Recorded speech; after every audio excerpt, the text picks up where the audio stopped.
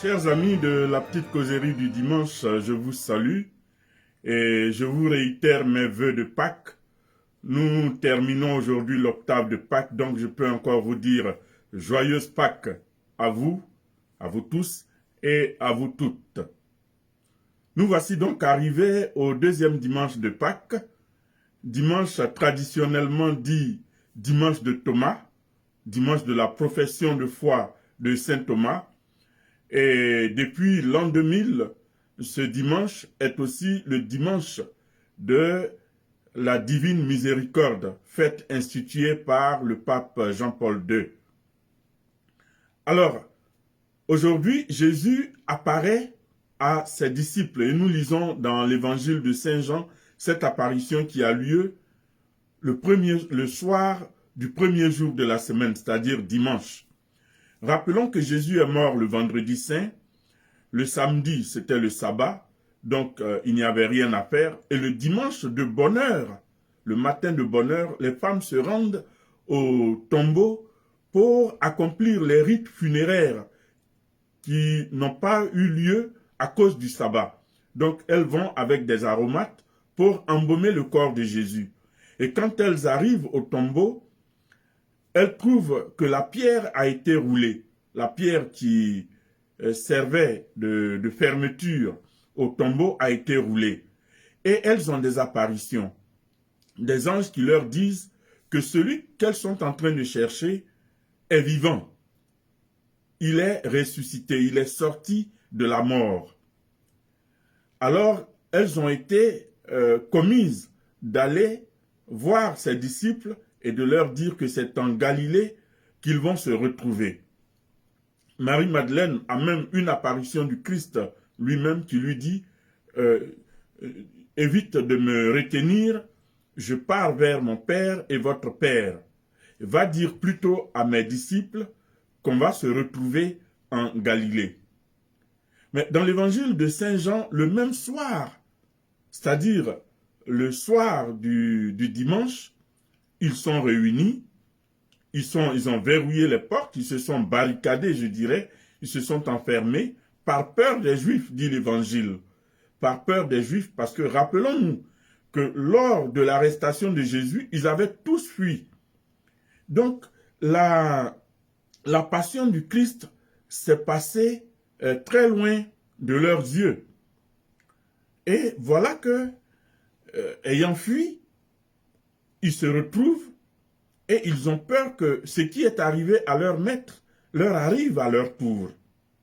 Donc ils se retrouvent et sans doute qu'ils étaient en train de parler de tout ce qu'ils ont vécu avec le Christ depuis la Galilée, depuis leur appel comme disciples et les miracles qu'ils ont vécus, les paroles qu'ils ont vécues, les enseignements qu'ils ont reçus, toutes les polémiques qu'il y a eu entre Jésus et ses adversaires, et finalement, ils ont dû parler de sa mort. Et sans doute, ils devaient parler aussi de leur avenir. Le maître est mort, qu'est-ce qui va arriver? Qu'en sera-t-il de leur avenir? Alors, c'est à ce moment que Jésus apparaît. Il apparaît, portes et fenêtres fermées, il est là au milieu d'eux. Cette apparition de Jésus a une signification profonde. Jésus disait « Détruisez ce temple et je le rebâtirai en 3 jours ». Il parlait de son corps. Et voilà qu'il apparaît avec son corps au milieu de ses disciples, ayant les fenêtres et les portes verrouillées. Le corps de Jésus n'est plus le même que le corps de tout homme. Il a désormais un corps glorieux. Il n'a plus un corps de chair qui est soumis aux pesanteurs du temps et de l'espace. Jésus transcende désormais le temps et l'espace, si bien qu'il peut se retrouver au même moment, dans 2 endroits, dans 3 endroits, à n'importe quel moment, à n'importe quel endroit, au même moment.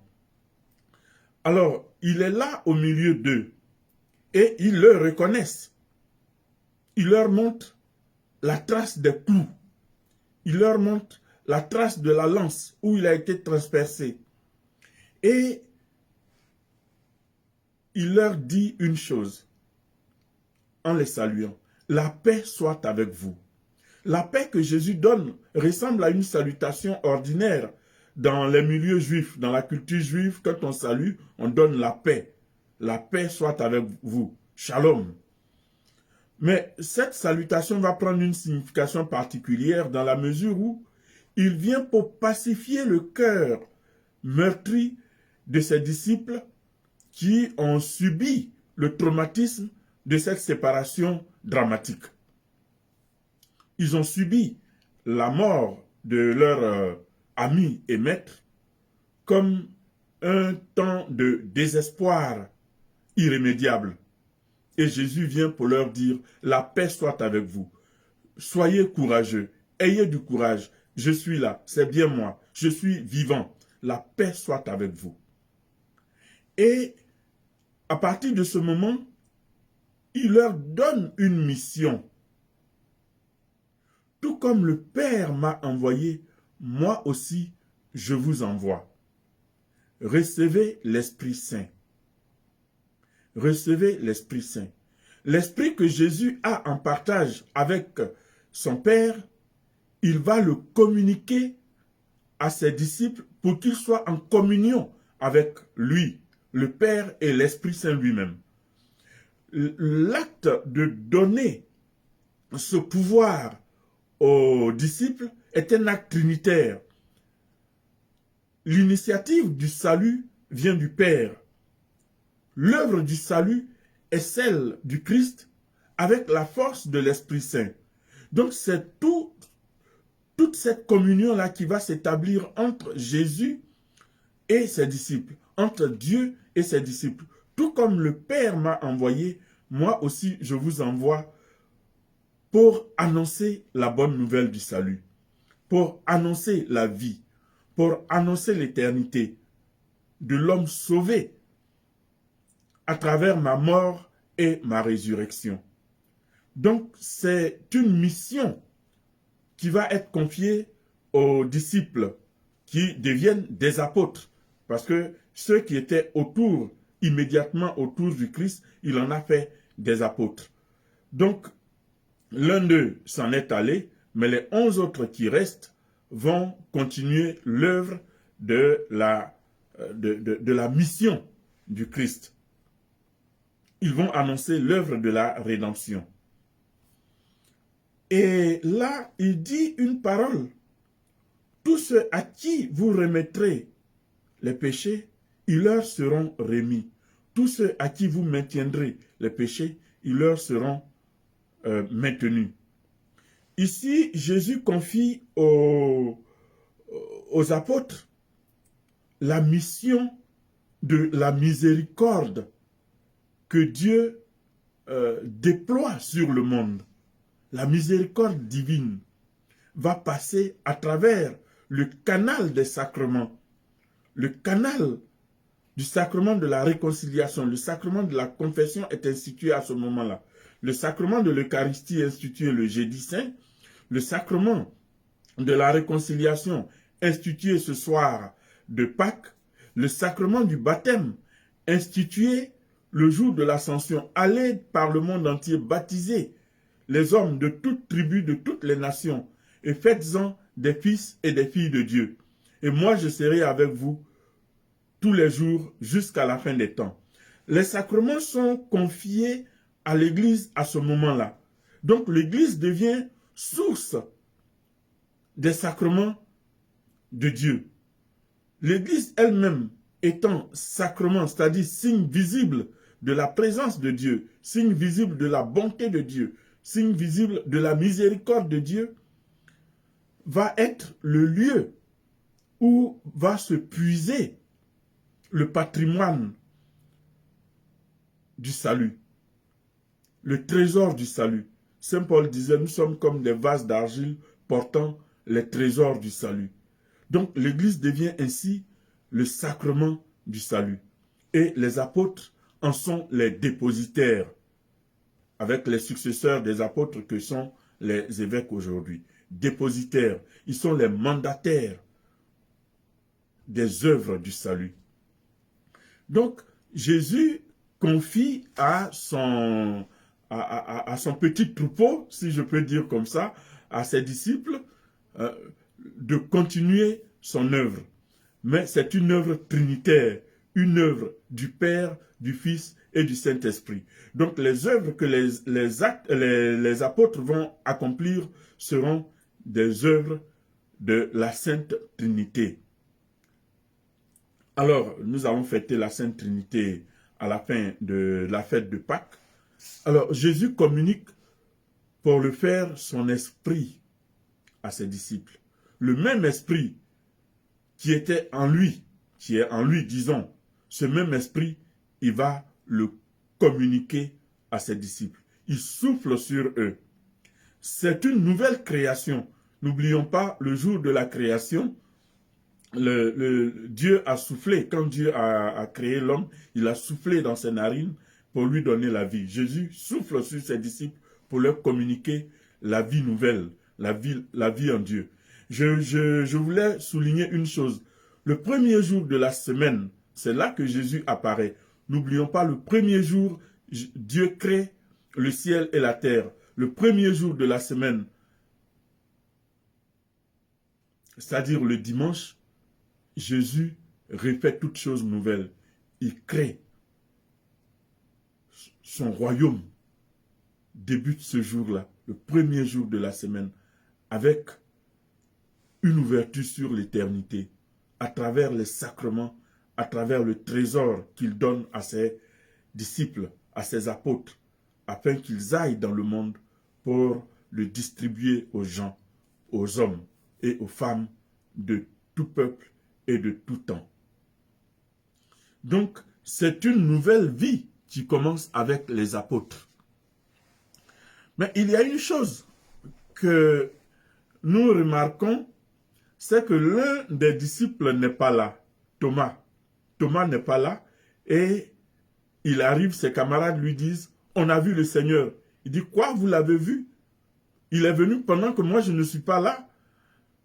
Je vais moi aussi faire l'expérience de la rencontre avec le Christ. Si je ne mets pas mes mains, mes doigts dans la partie de ses clous, si je ne mets pas mon doigt dans son côté, non, je ne croirai pas. Ce que vous dites là n'est pas vrai. Et 8 jours plus tard, ils sont encore ensemble et le Christ arrive. 8 jours plus tard, ça ne vous dit rien? Le dimanche. L'église se rassemble le dimanche. Ce premier jour devient le jour du Seigneur.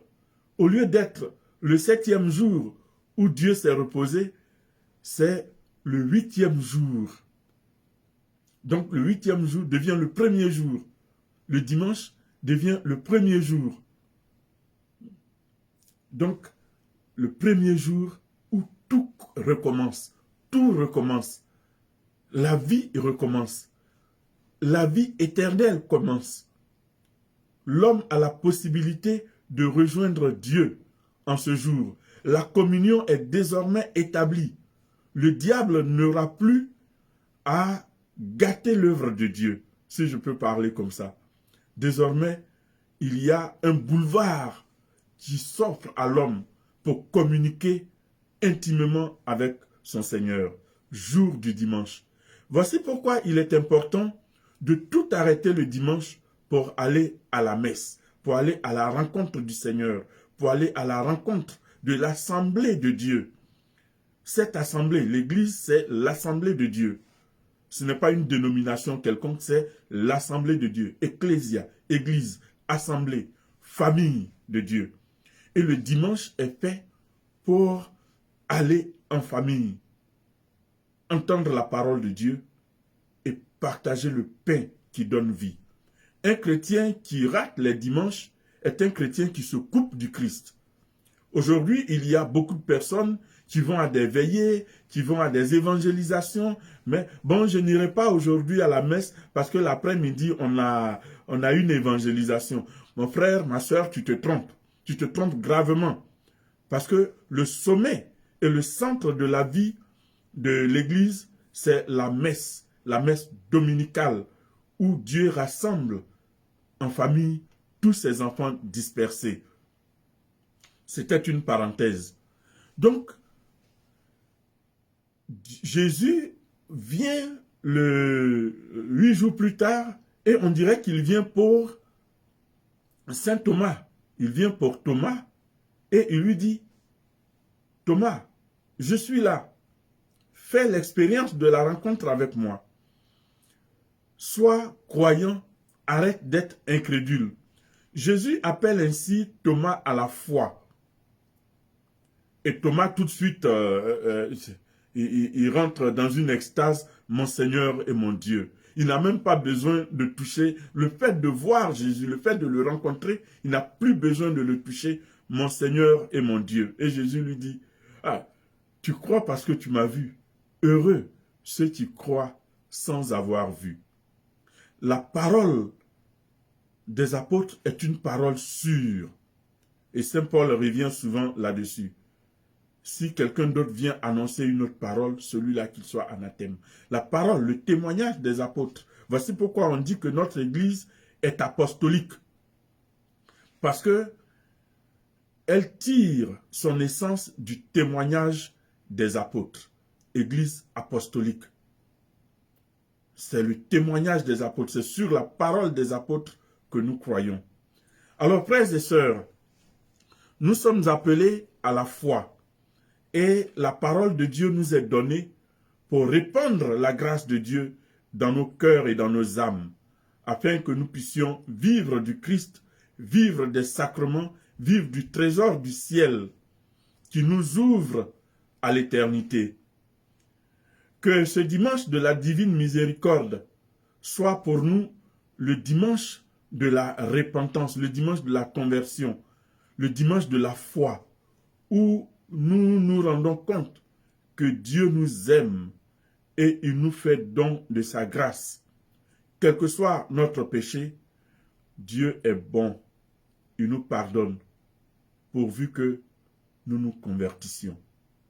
C'est la conversion qui nous rapproche de Dieu. Prenez le temps d'aller à la confession. Prenez le temps de prier. C'est là qu'on rencontre le Christ.